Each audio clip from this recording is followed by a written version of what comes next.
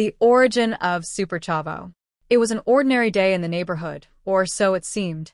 Chavo, a 12-year-old boy known for being cheerful and always willing to help, had finished his homework and decided to roam the streets. The air smelled of freshly made tortillas, vendors enthusiastically called out, and children played soccer in the nearby park. The neighborhood, full of colors and sounds, was Chavo's home, and he knew it like the back of his hand. However, that afternoon was destined to change his life forever. As he walked through the streets, Chavo noticed an elderly woman trying to cross one of the busiest avenues in the neighborhood. Cars zoomed by, and the woman seemed scared and confused.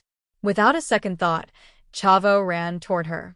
"Don't worry, ma'am. I'll help you cross," he said confidently, smiling as he took her arm and safely guided her across the street.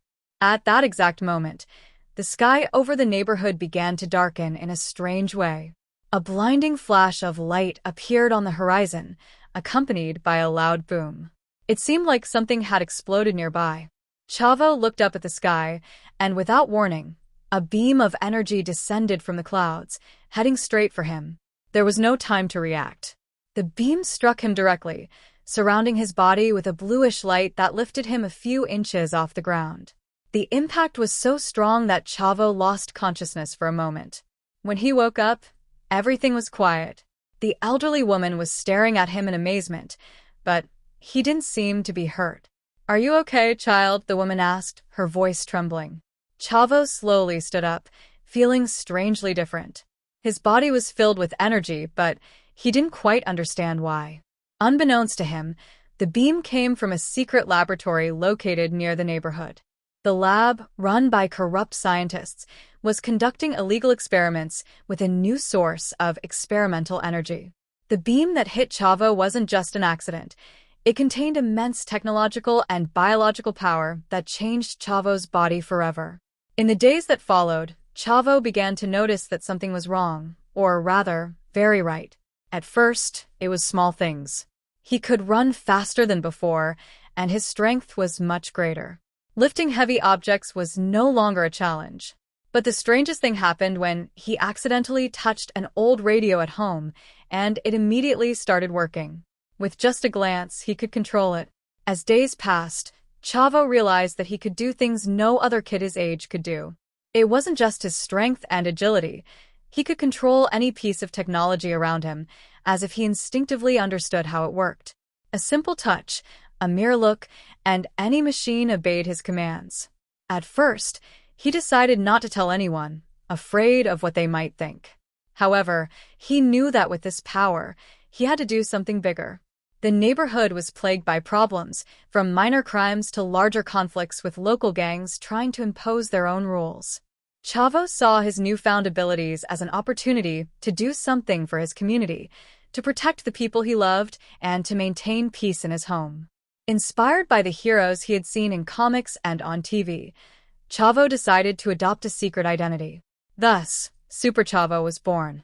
With a red t-shirt he found in his closet, he painted a large S on the chest.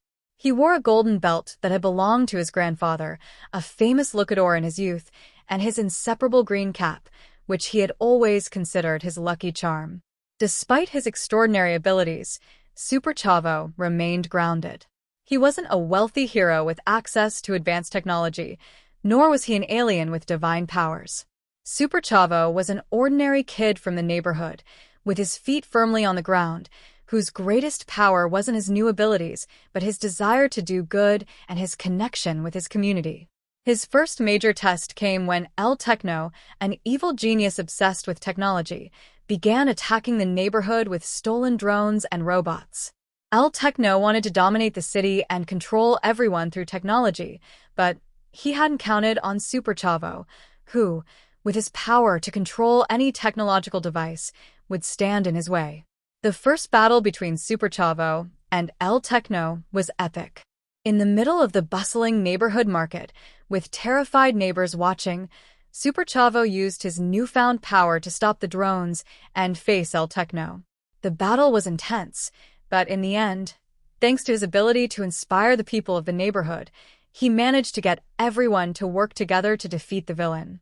Thus, The legend of SuperChavo, the neighborhood hero, began. His story wasn't just about superpowers and epic battles, but also about community, unity, and keeping alive the values that make his neighborhood special. Chavo understood that with great power also came great responsibility, and his mission wouldn't just be to fight villains, but also to inspire others to believe in themselves and in the strength of their community.